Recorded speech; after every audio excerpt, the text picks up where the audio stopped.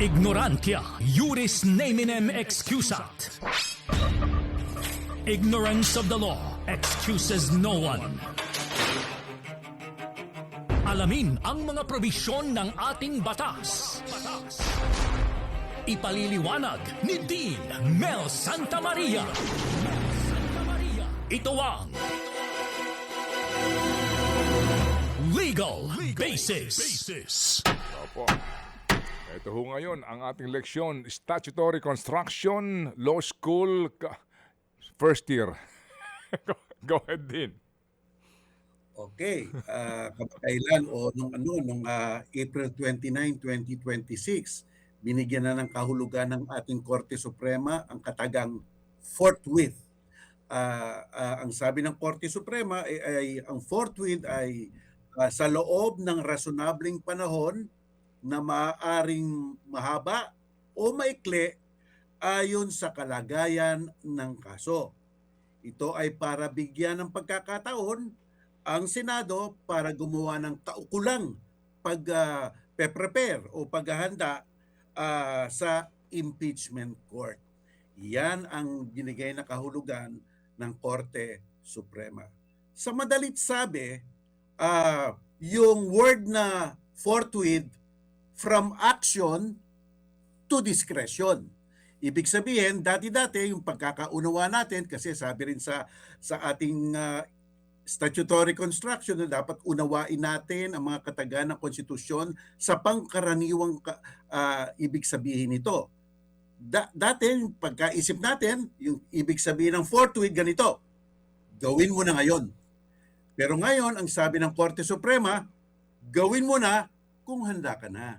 So iyan ang pagkakaiba ngayon. Alam mo, siguro nagbabalanse rin ang Korte Suprema sapagkat ayaw nilang mabatikos ulit na nag-encroach sila o nag-overreach sila sa mga internal business ng Senado. Kaya medyo iyan na lang ang ginawa nila.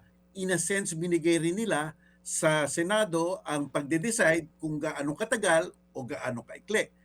Kaya lang problema dito sa paglalagay mo ng which may be longer or shorter ay nadidiminish ang sense of urgency ng impeachment.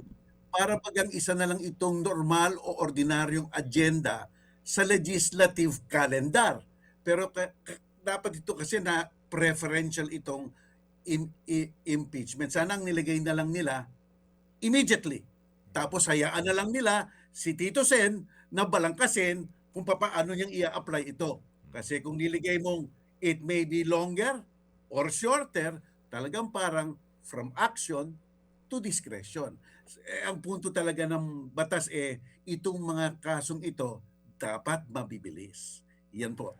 Yun, so from action to discretion, ibig sabihin, bahala na kayong magdesisyon.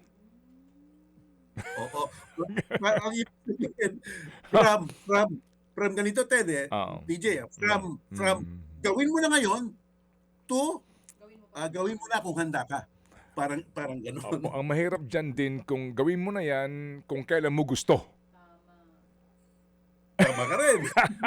Ganito din ito latag natin to. Okay. Sabi nga ni din, nauunawaan din po niya na alam mo yun, yung ginagalang Supreme Court, ang mismong papel, ang responsibilidad ng legislatura. In this case nga, so kumbaga, reasonable time. Kayo na ang bahala magdesisyon. Kasi nga, hindi naman forthwith, natanggap mo ngayon, bukas ka agad. Kasi nga, may kaukulang preparasyon yan. May paghahanda po yan. Di po ba? Yung rules nila, yung venue nila, di ba? Et cetera. Pero yun nga din, yung danger dito na kasi po ito'y usaping politikal. Paano kung meron kang kinakampihan? Paano kung meron kang gustong proteksyonan? Paano kung meron kang gustong paktakpan? Kung ibibigay mo sa kanila ang desisyon dito, yung forthwith, lalabas na kung kailan mo lang gustuhin. Oo, pwede mong sabihin, nagpe-prepare pa kami. Di ba? Madami pang gagawin, no? Yung posibilidad at danger na yon talagang maaring sumibol, no? Tsaka yung ikli ng transition dito, iyon na nga ang punto noon. para wala nang makapag-delay, para maiwasan yung papanig pa sa Korte Suprema. Ibig sabihin yung ali maliit, 'di ba? Pero kung Oo. bibigyan mo ito ng malaking, agwat, madami talagang puwedeng mangyari do'n sa malaking agwat, agwat na 'yon. Kaya kaya pero nandiyan na 'yan, Mm. respetuhin natin ang Korte Suprema kasi binabalanse rin nila, Opo. kasi baka maputikos na naman sila na nakikialam sila ng husto Mm. doon sa mga internal business ng Senado. Opo, reasonable time. Kasi nga po, doon po sa nangyaring kaso nga, natanggap nila Pebrero, di po ba? Mm, And then, mm. inaabot na po ng eleksyon, right? Inaabot na po ng eleksyon hanggang sa magkaroon na po ng new Congress. Yun po yun eh, di po ba? So, Alam mo, mm, may naalala tuloy ako, diyan sinabi mo niyan, Ted, 'no? Ang daming mga mosyon ano, na nangyari mm, ano, mm, mula nung sinampa hanggang nung mm, natapos, 'no? mm, Sana sinabi na ng Korte Suprema, ang ibig sabihin ng trial dito, paglilitis lamang. oo, Wala ng mga mosyon-mosyon. mm. Kaya ituloy-tuloy na. Yun sana ang nalagay, 'no? Siguro mas maganda yon, Oh, 'no? Para malinaw na malinaw. oh. Naalala ko lang nung sinabi mo. Oo, opo. Well, anyway, sige po. So ngayon, moving forward, sabi nga po ninyo, no, din kayo po mga maalam dyan, Supreme Court na yan. So whether you like it or don't, you have to Mm. follow. Pero ngayon, lalabas din, baka nakikinig si Tito Sen, sana, definitely, Mm. kumbaga, konsensya nyo na yan. Di ba? Cargo nyo na yan. Alright? Yung Tama. forthwith na yan, oo, yung paghahanda, reasonable time, alam nyo na yan kung gaano kahaba yung reasonable time na yan. Tama ka. Konsensya talaga, tsaka, napaka-naive naman at parang nagfe-feign ignorance tayo kung hindi natin alam ang ibig sabihin ng rasonable. Isa pa kasi, alam Mm. 'to ni Tito Sen siguro kasi narinig ko rin siya. Sabi niya baka yung mga alituntunin, yung Resolution 39 na ginamit kay Corona, yun na lang ang gagamitin. So ibig sabihin ng pagbabalangkas ng mga alituntunin nandiyan Mm, na. mm. Tapos yung mga pag-a-arrange lang ng silya yan, 'di ba? Oo. Opo, opo. Pag-arrange lang ng silya yan sa loob, Oo. siguro wala pang isang araw yan. So Mm. ibig sabihin dapat kasi ang mga kataga sa ating konstitusyon, tinitignan mo rin yung present time, yung sitwasyon na ngayon, 'no? Madali lang ba nilang gawin ito o hindi? Oo. Para sa akin madali lang, kasi yung Resolution 39 diyan na, yung pag-aayos ng, lugar, may infrastructure na ang Senado diyan. Dali lang yan. Okay. So ito ngayon ang critical dito po din, ano, just for the information of everyone, Madam Chair. Oo. Yes, Mr. Okay. Chair. Congress, ang kanila pong huling session, ano, kasi tatlong regular session yan eh. Ang kanilang huling session po, ito kasi nag-break lang po sila, babalik on Monday din. Monday. Okay. Oo. Alright. Ngayon, meron po silang break nito pong Mayong ito. By July kasi, yun ang opening ng second regular session. Mm. Alright. At yun po yung second to the last zona ng presidente. Oo. Okay. And then, darating na po by December, filing na po ng COC for 2028 elections. Kasi next year, 2027 na. Again, ha, Tama. ito ho yun, no? So mga kapatid, pagbalik nila ngayon, meron silang pinakamahabang break sa Kongreso, ang balik na po nila July. So pagtanggap daw ho, hopefully ang kanilang calendar, no? Kapag ho na-comply na ho yung Supreme Court requirement na dapat lahat ng miyembro may kopya, ha, ng Articles of Impeachment, di ba? At mabasa ninyong lahat yan. Ang kanila pong calendar nagsasabi na ang kanila pong break, ano, kunin mo ito po. Ang kanila pong resumption ay May 4, 2026 to June 5, 2026. Sine die adjournment June 5.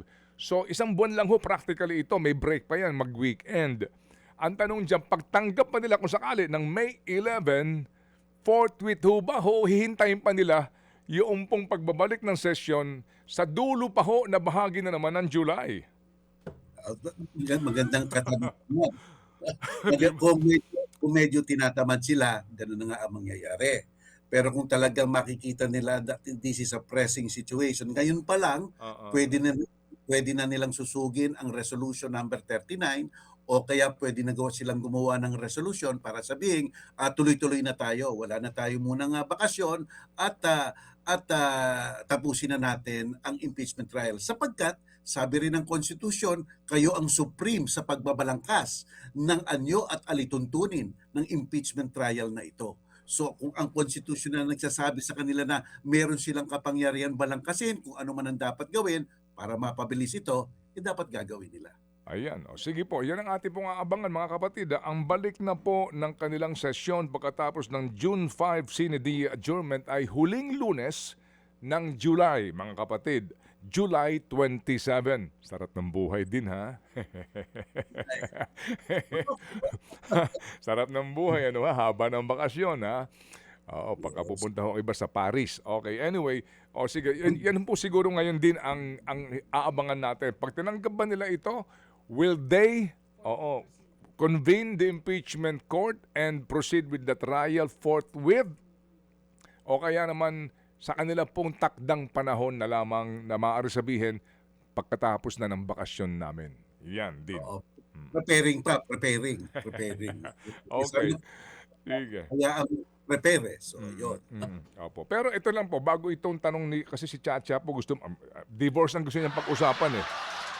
Ito lang po din, sa mga nag-aaral po ng batas, no, sa statutory construction, yung nga po, no, basic, di ba? Kapag klaro yung salita, wala ka ng ibang dahilan, wala nang kahulugan na iba yan, kundi yun yung klaro mismo.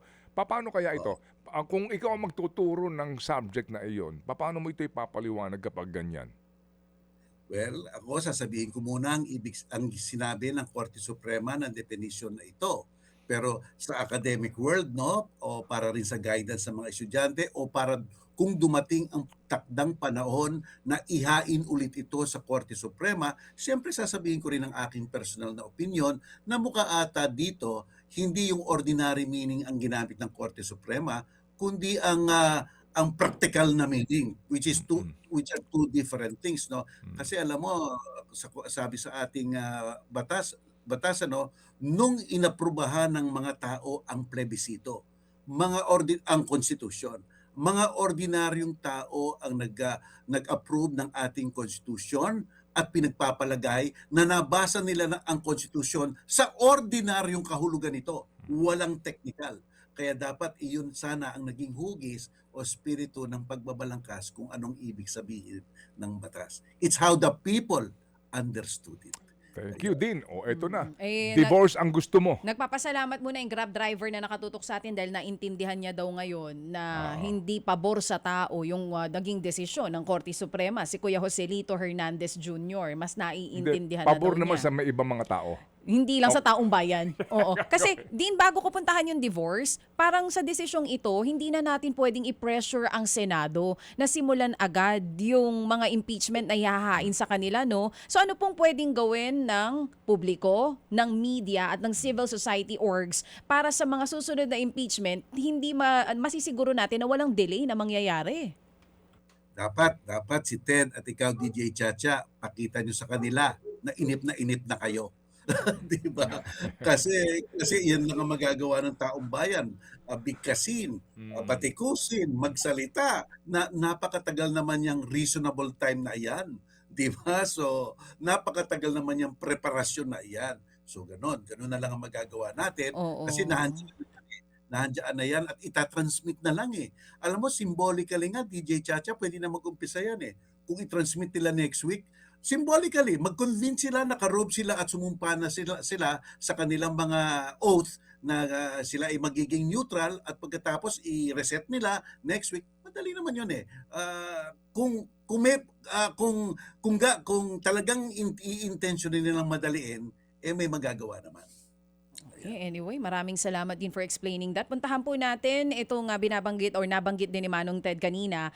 Mainit na usapin din ngayon, ito pong isa pang desisyon ng Supreme Court tungkol po dito sa... Hindi pa ito desisyon. Oo, ito po yung recognition of foreign divorce between two Filipinos din. Sa ilalim daw ng Article 26 ng Family Code, kinikilala yung divorce abroad kapag ang kasal sa pagitan ng Filipino at ng foreigner, pero kapag ito ay sa pagitan ng dalawang Pinoy, hindi ito kikilalanin. Explain further din, ano bang ibig sabihin nito? Yun na nga.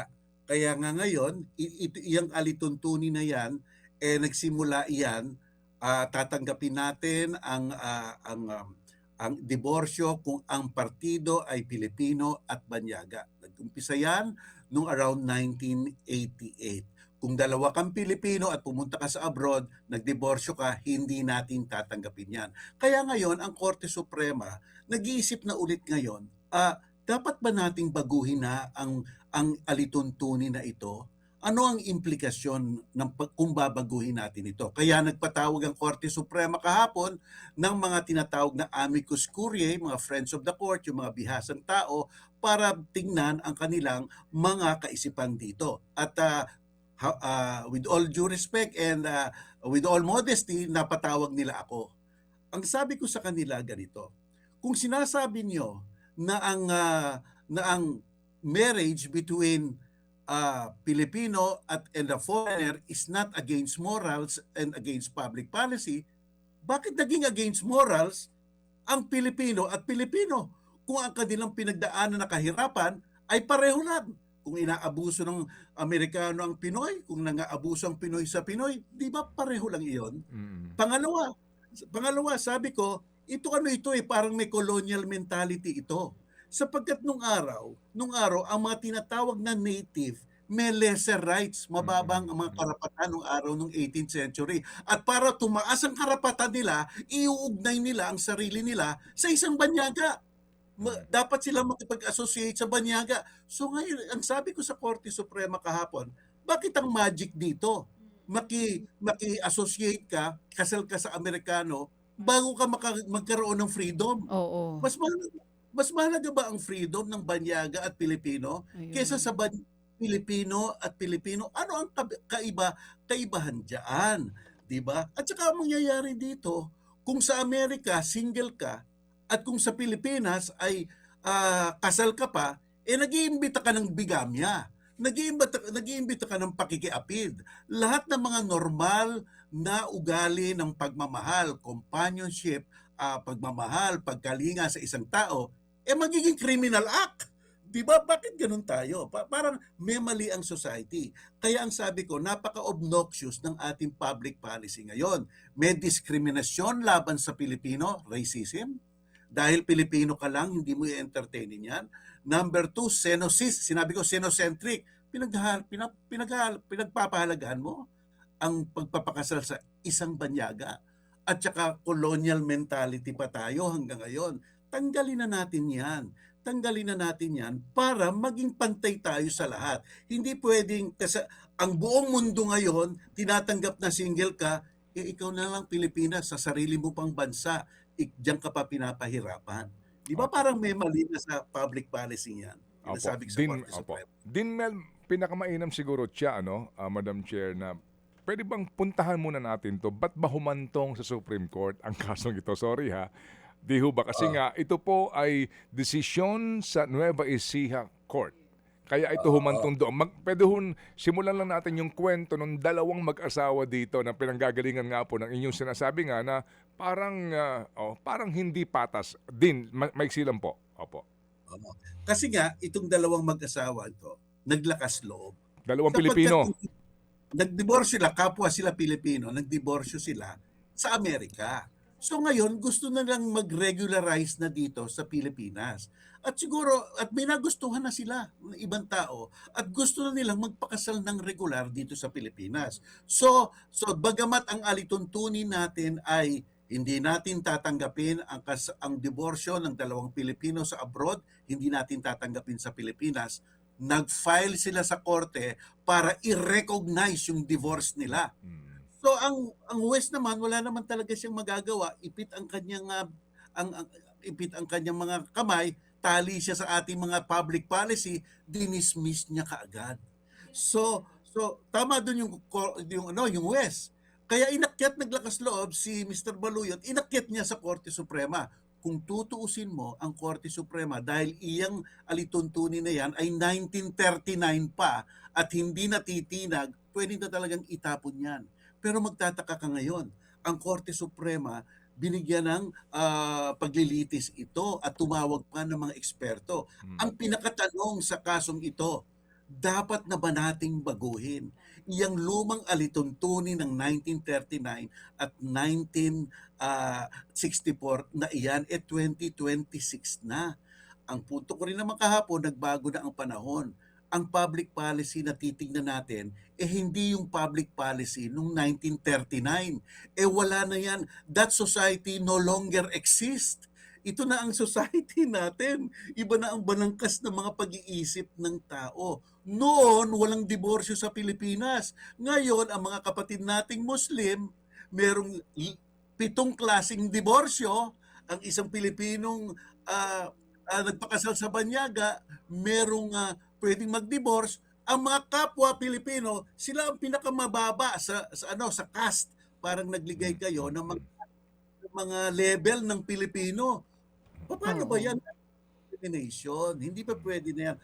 Nasa ano na tayo ngayon? Nasa ibang klaseng, iba na ang pag-iisip ng tao ngayon. At sabi pa nila, kasi noon, ang sabi noon, di mayayaman lang. Mayayaman lang ang makakapunta sa abroad para makakuha ng diborsyo. Hindi na ngayon yan. Sa Singapore, sa Cambodia, sa Thailand, meron na. At ito ang meron na. Ted, Chat, merong diborsyo online sa Texas sa Oh. umaga. So therefore, yung sinasabi nilang mga mayayaman lang, wala na yon. Tsaka ang ating mga kabataan ngayon, kumikita na ng dollar sa YouTube at Facebook nila. Hindi na kamukha nung araw, di ba? Oo. Nagbago na ang panahon natin. At Landscape isa no? pa, itong pinakamatindi, Ted, Chacha, kamakailan, isang banyaga, Hapon, at isang Pilipino nagdiborsyo, hindi sila dumaan sa korte ng Japan. Sa Japan pala pwede. Mag-agree lang kayo magdiborsyo sa isang sulat. Bigay nyo sa munisipyo nyo. Putol na ang kasal. Okay. Parang si Tinanggap Chacha sang-ayon sa Edwin Chacha, bakit? Bakit ba parang sang-ayon ka sa sinasabi ni Dean? Hindi, kasi dapat naman talaga equal rights for Parang everyone. gustong-gusto mo Tama kasi yung sinabi niya. Parang kailangan mo na magic. Kakasal ka muna sa foreigner para mapayagan na magpa-divorce ka. Dean, ang fear ng iba dito, baka maabuso. Na parang sinasabi nila, baka yung iba daw mga Pinoy pupunta ng ibang bansa para magpapadiborsyo na lang. Anong pwedeng ilagay na safeguards dito ng korte para hindi nga po ito maabuso? Tsaka po yung sinabi niyo kanina na pinanggalingan ito, yung tanong ni Manong Ted, sila po ba kasal dito sa Pilipinas o sa ibang bansa? Ano citizenship nung isa? Dito sa Pilipinas. Dito sa Pilipinas. So, kung ito po ay babaguhin na probisyon, kahit dito kayo sa Pilipinas nagpakasal, para mas madali, kung aaprubahan, pwede na kayong pumunta ng ibang bansa for divorce. Ganun po mangyayari? Dean? Tama yan. Tama Okay, yan. so Para anong sa akin, anong safeguards ilalagay ng korte para nga hindi po ito maaabuso? Kasi baka naman talagang yung iba, konting problema Parang lang. gusto mo na mag-abroad, Chacha Divorce agad. I-online ko na lang sa Texas, meron daw eh. Dean, anong safeguards ang nakikita niyo po pwedeng mailagay dito? Kasi syempre, konserbatibong bansa pa rin tayo. Mukhang Conservative maraming... ba? Ay, naku, oo naman. Mali-maletang hinihahatid. Conserve ba yun? Tsaka diba, Conservative ba yun? Dean, meron pang isang argumento na napalutang kahapon. Ang sinasabi, hindi daw dapat korte ang magdesisyon dito, kundi ang Kongreso. Ano pong tugon nyo doon? okay, ganito yan. Ganito yan, no? Well, unang-una, gusto ko sanang sabihin, wala namang dalawang taong nagpapakasal na umaasang maputol ang kasal nila. Tama. 'Di ba? Ang mga tao nagpapakasal kasi mahal nila ang sarili nila at umaasa sila magkaroon ng isang magandang buhay na parang kasal. Kaya nga ang mga tao nagkakamali. At minsan ang pagkakamali pa yung sa yung taong kinasalan mo. Dapat tanggapin rin natin yun. Sapagkat walang heavenly marriage. Talagang marriage nandito sa lupa. At sa lupa, tayo ay exposed sa mga vagaries of life, sa mga problema, etc. So, yun ang unang sagot ko. Ang pangalawa, safeguard. Malaki na ang safeguard. Sapagkat sa ibang bansa, may mga alituntunin rin naman sila na hindi na lang basta-basta kayong magpapaputol ng kasal. Dapat merong dahilan. Pero yung heaviness o yung kadalian ng dahilan, wala na tayong pakialam doon. Hayaan mo na ang korte sa ibang bansa na husgahan kung pwede kayong i-divorsyo o hindi. So, kung sinabi ng Kortes doon, diborsyo na kayo, tanggapin na natin. Sapagkat sa buong mundo, ang desisyon ng isang lokal na korte na diborsyo na ang dalawang tao ay tinatanggap na sa buong mundo. maliban lang sa Pilipinas. Tayo na lang ang natitira, no? Na para bang ang ating korte, sinasabi, mas mataas ang aming moral kaysa sa inyo. Walang kwentang argumento 'yon, di ba? So, kasi morality, hindi ito morality. This is a question of irreconcilability. Parang ganito, Ted, hindi ka gumagawa ng desisyon o hindi ka nagbabalangkas o hindi ka gumagawa parang gumagawa ka ng bahay dito. Hindi ka gumagawa ka ng bahay na may exit, fire exit, pero hindi mo inaasahang masunog ang bahay. Tama. Masunog ang bahay mo. Nahandoon lang kung may emergency. Oo. Kung ikaw ay mamamatay na, Oo. binubugbog ka na, Tama. mag-exit ka na. Correct. Di ba? Oo, totally agree. Panay ang correct mo, Chacha. Sorry. Talaga si Chacha, Hindi. panay ang correct. Ang galing Correct. Mabuti na lang si Dinang naipatawag Sana nga pumabor po sa inyo, no? Doon sa mga naging argumento nyo Sige. yung pagbabago nitong provision na ito. Okay. Ikaw ba? Oo, May yeah. pahabol ka ba, baby? Hindi. Oo. We are truly satisfied sa ating amicus curiae. Yan. Friend Yan. of the court. Opo. Isa po Oo. sa mga pinatawag po ng kataas-taasang hukuman para hukunan ng kanila pong pananaw sa importanteng isyong ito. Dean Mel, Tinanong our pa ako, amicus. Tinanong- Sir? Tinanong pa ako, Ted, ni Oh. Justice Garland, may masama ba kung tatanggapin na namin ang minumungkahi mo? May mas masama bang mangyayari sa Pilipinas? Sabi ko, walang-wala. Tama. Walang-wala. Hindi nyo gagawin yan, it will invite ang mga hindi illegal na pagsasama. Mm-mm. Di ba? Lalo makakasama. May magagalit dyan yung naka-Richard Mill. Ayaw niya to. Hearing. Oo. Okay. Maraming makalalaya na matagal nakakulong Oo. kapag ka nabago yan. Salamat po na marami din sa uulitin po. Thanks, Dean. Maraming salamat, DJ Chacha, at sa ating mga tagapanood, Naku. tagapakinig. Mabuhay po kayo lahat. Na-miss Thank you. naman natin si Attorney Dean Mel Attorney Santa Dean Mel, Maria. amicus curiae. Thank you. Tama bang bigkas ko doon? Mga kapatid, para sa iba pang mga balita at impormasyon, sundan niyo po kami sa X, Instagram, Facebook at syempre sa TikTok, True Network PH. Mag-subscribe din po kayo sa aming YouTube channel, True Network. May website din po tayo, truenetwork.ph, at pwede niyo rin po kaming mapanood sa Channel 19 ng aming True FM TV. Lagi pa rin makinig sa radyo dito po sa 105.9 True FM dahil dito, laging true sa'yo, kapatid. Dito tayo sa totoo, tunay at tapat.